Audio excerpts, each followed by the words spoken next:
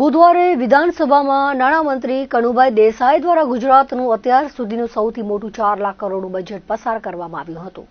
ત્યારે ગુરુવારે કચ્છ યુનિવર્સિટીના અર્થશાસ્ત્ર વિભાગ દ્વારા બજેટ પર ડિબેટ રાખવામાં આવી હતી.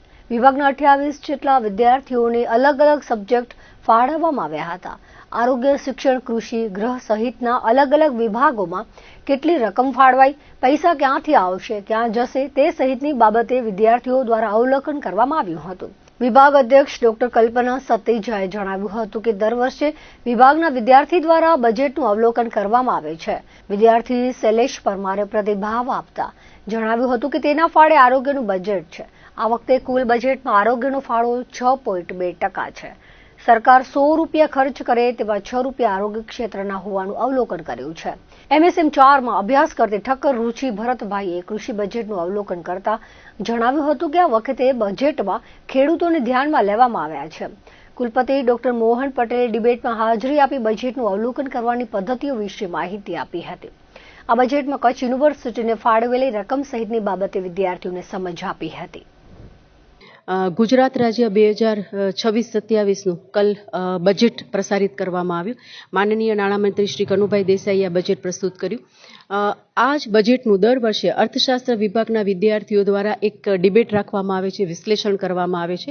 એ જ રીતે આજે પણ કચ્છ યુનિવર્સિટી અર્થશાસ્ત્ર વિભાગ દ્વારા આ બજેટનું વિશ્લેષણ અને ડિબેટ રાખવામાં આવ્યું છે, જેમાં લગભગ 26 મુદ્દાઓ બજેટના આવરી લેવામાં આવ્યા છે કે આ બજેટથી ગુજરાત તથા સ્પેશિયલી કચ્છ ઇકોનોમીને શું ફાયદો થશે, કયા સેક્ટરમાં કેટલું ફંડ આપવામાં આવ્યું છે તથા એ ફંડથી economy, socio economic conditions next year માટે આપણા ગુજરાત રાજ્ય અને કચ્છની કેવી રહેશે એના ઉપર ચર્ચા કરવામાં આવશે.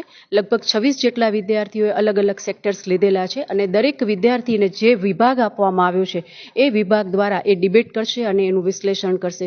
તો કચ્છ યુનિવર્સિટી અર્થશાસ્ત્ર વિભાગના વિદ્યાર્થીઓ દ્વારા આજે જે બજેટનું ડિબેટ કરવામાં આવી રહ્યું છે એ ખરેખર એક આનંદનો વિષય છે અને દર વર્ષે અમારા વિદ્યાર્થીઓ આ પ્રકારનું બજેટનું વિશ્લેષણ કરતા હોય છે.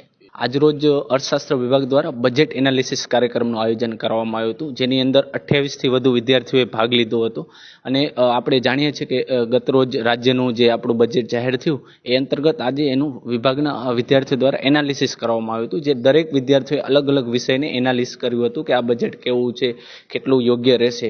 જે મુજબ મેં પણ આપણું આરોગ્ય વિભાગ અને પરિવાર કલ્યાણનું વિશ્લેષણ કર્યું હતું. તો આ વખતનું જે આરોગ્યનું જે બજેટ છે એ ઇતિહાસની દ્રષ્ટિએ જોતા ન ભૂતો અત્યાર સુધી ક્યારે ન રજૂ થયેલું બહુ મોટું બજેટ છે. સમગ્ર બજેટના લગભગ 6.2% જેટલું બજેટ આરોગ્યમાં ફાળવવામાં આવ્યું છે. લગભગ વાત કરું તો સરકાર 100 રૂપિયાનો ખર્ચ કરશે તો એમાંથી 6 રૂપિયા અને 22 પૈસા આરોગ્યની પાછળ વાપરવામાં આવશે. તો આરોગ્યની દ્રષ્ટિએ જોતા છેવાડાના નાગરિક સુધી આરોગ્યનો લાભ મળે, છેવાડાનો માનવી આરોગ્યની સેવાથી વંચિત ન રહી જાય એ માટે બહુ ઉત્તમ. દરેક જનની સેવા માટે સરકાર દ્વારા આદરણીય સરકાર મુદ્દુ અને મક્કમ મુખ્યમંત્રીને બધું ધ્યાનમાં રાખી અને આ બજેટ રજૂ કરવામાં આવ્યું છે. ગઈકાલે કનુભાઈ દ્વારા વાર્ષિક બજેટ રજૂ કરવામાં આવેલો હતો અને આજે અમે બધા વિદ્યાર્થી બજેટનું વિશ્લેષણ કરવા માટે અહીં ઉપસ્થિત થયા છીએ. બધાએ અલગ અલગ ટોપિક લીધા છે. બજેટ પોતાનું વિશ્લેષણ કરશે અને મારો ટોપિક છે કૃષિ, ખેડૂત કલ્યાણ અને સહકાર, જેમાં કનુભાઈ દેસાઈ દ્વારા રાજ્ય સરકાર દ્વારા છે ને 24,022 કરોડની ફાળવણી કરવામાં આવેલી છે અને આ વખતેનું બજેટ બહુ જ સારું છે. ભુજના વાલ્મીકી નગરમાં વર્ષોથી વસવાટ કરતા ગરીબ અને શ્રમિક પરિવારો પર હાલમાં ડેવલપમેન્ટ પ્લાન એટલે કે DP રોડના કારણે વિસ્થાપિત થવાનું જોખમ ઊભું થયું છે. આ ગંભીરતા મુદ્દે બહુજન આર્મી સામાજિક એકતા મિશન ભારત દ્વારા જિલ્લા કલેક્ટરને લેખિતમાં રજૂઆત કરી હતી. મકાનોના બાંધકામ કપાતમાં રાહત આપો અને સમયમર્યાદા વધારવા માંગ કરવામાં આવી છે.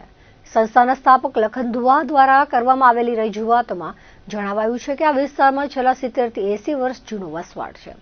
2001ના ભૂકંપ બાદ સરકારે પુનર્વસન હેઠળ અહીં મકાનો ફાળવ્યા હતા. હવે 4 લેન રોડ બન્યા પછી રસ્તાની બંને બાજુ 200 મીટર સુધીના પટ્ટામાં આવતા 40 થી 50 મકાનો તોડવાની નોટિસ મળતા સ્થાનિક રહીશોમાં ભારે ફાળ પડી છે. શ્રમિક પરિવારોએ વ્યાજે નાણાં લઈને કે ઘરેણાં વેચીને મહામુસીબતે પોતાના ઘર બનાવ્યા છે. ત્યારે અચાનક આવેલી નોટિસના કારણે અનેક વૃદ્ધો અને બીમાર વ્યક્તિઓની માનસિક સ્થિતિ કથળી રહી છે. રહીશો દ્વારા એવી માંગ કરવામાં આવી છે કે સરકારના વિકાસ કાર્યનો તેઓ વિરોધ કરતા નથી, પરંતુ માનવતાના ધોરણે રોડની વચ્ચેના ડિવાઈડર અને ફૂટપાથની જગ્યાએ થોડો ઘટાડો કરીને મકાનોની કપાત 5.5 મીટરને બદલે 4.5 થી 5 મીટર જેટલી રાખવામાં આવે તો અનેક ગરીબ પરિવારોના ઘર બચી શકે તેમ છે. આ ફેરફારથી રોડની ગુણવત્તામાં કોઈ મોટો તફાવત નહીં પડે, પરંતુ ગરીબોને પાયમાલ થતા અટકાવી શકાશે. વધુમાં રજૂઆતમાં એક મહત્વનો મુદ્દો એ પણ ઉઠાવવામાં આવ્યો છે કે આગામી 15 થી 20 દિવસમાં જ ધોરણ 10 અને 12ની બોર્ડની પરીક્ષાઓ શરૂ થઈ રહી છે. આવા સમયે જો તોડફોડની કાર્યવાહી કરવામાં આવે તો ગરીબ વિદ્યાર્થીઓના અભ્યાસ અને કારકિર્દી પર તેની અત્યંત માઠી અસર પડી શકે તેમ છે. આ સંજોગોમાં પરીક્ષાઓ પૂર્ણ ન થાય ત્યાં સુધી નોટિસનો સમયગાળો લંબાવવા અને કપાતના માપમાં જરૂરી ઘટાડો કરી સામાન્ય જનતાને ન્યાય આપવા કલેક્ટર સમક્ષ અરજી કરવામાં આવી છે. સમસ્ત કચ્છમાં આપણે જોઈ રહ્યા છીએ દબાણના નામ ઉપર ગરીબ હિન્દુઓના ઘર તોડવામાં આવી રહ્યા છે. હિન્દુઓની સરકાર હોય અને હિન્દુઓના જ ઘર તોડવામાં આવે એટલે ક્યાંક ને ક્યાંક એવું લાગે છે કે રાજનીતિનો શિકાર ગરીબ હિન્દુઓ બની રહ્યા છે. પહેલે તો એ હિન્દુઓને પણ ચેતવણી આપું છું કે ચેતી જાજો. આજે ગૌચરના નામ ઉપર ઘણા લોકોએ, ખાસ કરીને સત્તા પક્ષવાળાએ જે દબાણ કરી બેઠા છે એમના ઉપર કોઈ જાતના એક્શન લેવાતા નથી. જ્યારે સિટીમાં રહેતા આજે લોટસ કોલોનીમાં વાલ્મીકી સમાજના લોકો રહે છે, આજે 40-50 વર્ષથી ત્યાં કને એમના દબાણના નામ ઉપર એટલે રોડ પહોળો બનાવવાના નામ ઉપર કહે છે કે તમે દબાણ કરી બેઠા છો તો મકાન વહેલી તકે ખાલી કરજો, અન્યથા મકાન તોડી નાખવામાં આવશે. એ સંદર્ભે આજે કલેક્ટર સાહેબને રજૂઆત કરવા માટે આવ્યા છીએ કે એમની છત ન તૂટે, રોડ પહોળા કરો, વિકાસ કરો, આપણા દેશનો વિકાસ થાય, બહુ સારી વાત છે. હું તો કહું છું કે ચાઇના અને અમેરિકાથી પણ આગળ આપણું ભારત દેશ હોવું જોઈએ, પણ ગરીબોના ઘર તોડી અને કોઈ દિવસ કોઈ દેશનો વિકાસ થતું નથી. આજે કલેક્ટર સાહેબ આગળ રજૂઆત કરવા માટે આવ્યા છીએ અને જો અહીંયા કને મકાન તોડવામાં આવશે, અમારી એક માંગ હતી કે ભાઈ 8 મીટર મકાન તોડવામાં આવે જેની જગ્યાએ 3 થી 4 મીટર કરવામાં આવે, જે થકી કમસે કમ એમની છત બચી જાય, રહેવા માટે એક સગવડ રહે. તોડો, કોઈ વાંધો નહીં, રોડ પહોળા બનાવો, અદાણીને આપી દો, અંબાણીને આપી દો, બીજા કોઈ અહીંયાના ભાજપના લુખા નેતા હોય એમને જમીન આપી દો, કોઈ વાંધો નહીં, આપો બધાને, પણ ગરીબોની છત દૂર કરતા નહીં. જો એવું થશે તો જેટલા બી લોકોના મકાન તૂટશે એ બધા લોકોના જેટલા પણ ટપણિયા ગૃહસ્થી ચલાવવા માટેના ટપણિયા છે એ બધા કલેક્ટર ઓફિસમાં રાખીને બેસી જશું. કારણ કે આ એક સરકારી ઓફિસ છે, કોઈની મિલકત નથી, એટલે ન છૂટકે કલેક્ટર ઓફિસ આગળ આવી અને કલેક્ટર સાહેબનો સહારો લેવો પડશે. એટલે મારી વિનંતી છે કચ્છના સાંસદને પણ, કચ્છના આપણે ભુજના ધારાસભ્યોને પણ વહેલી તકે આ વસ્તુ ઉપર નોંધ લેજો. કલેક્ટર સાહેબ તમે પણ આ વસ્તુને ખાસ કરીને નોંધ લેજો કે ગરીબોના ઘર તૂટશે ત્યાં દેશનો વિકાસ નથી થવાનું, ગરીબોની હાય લાગશે. એટલે નેતાઓને પણ વિનંતી છે કે વોટ લેવા આવો તો એ પહેલા આ યાદ રાખજો કે ગરીબોના ઘર તૂટ્યા છે. આ બધા ભાજપના વોટરો છે, ભાજપને જ વોટ આપે છે, ભાજપને વોટ આપ્યા અને ઘર તૂટ્યા. આજે અમે આ સમસ્ત વાલ્મીકી સમાજ અને વાલ્મીકી નગરમાં રહેતા સમસ્ત ભાઈઓ અને અમારી સાથે લખનભાઈ દુઆએ આજે જે કલેક્ટર ઓફિસમાં અમારી રજૂઆત અમે જે કરવા આવ્યા છીએ એ બહુ ગંભીર સમસ્યા છે. એક ખાલી વાલ્મીકી નગરની સમસ્યા નથી, જેટલા સ્લમ એરિયાઓ છે, ઝૂંપડપટ્ટી એરિયાઓ છે, ગાંધીધામથી કરી, આદિપુરથી કરી, કંડલાથી કરીને બધામાંથી અત્યારે માથે ચૂંટણી આવી રહી છે અને નેતાઓને જે છે ને પોતાના વિકાસનું નામની પીપોળી વગાડી રહ્યા છે. એ પીપોળીમાં જો એ પ્રજાને નહીં સાચવે તો એનું પરિણામ બહુ ખરાબ આવવાનું છે. તો મેન તો આ પ્રજા અને આ જનતાને અમે જગાડીએ છીએ કે અત્યારે આપણાને ઘર વિહોણા કરી રહ્યા છે, તો હવે તમે વિચારો અને એનો નિર્ણય કાઢો. તમે વિકાસ કરો છો, રોડો બનાવો છો, સારી વાત છે, પણ 100 વર્ષથી 90 વર્ષ તો અમારા બાપ દાદાઓને થઈ ગયા છે, 50 વર્ષ અમને થઈ જશે. અને હવે તમે એમ કહો છો કે અમે દબાણની જગ્યાએ છીએ તો અમે જઈએ ક્યાં? એનું પણ રસ્તો તમે જ બતાવો.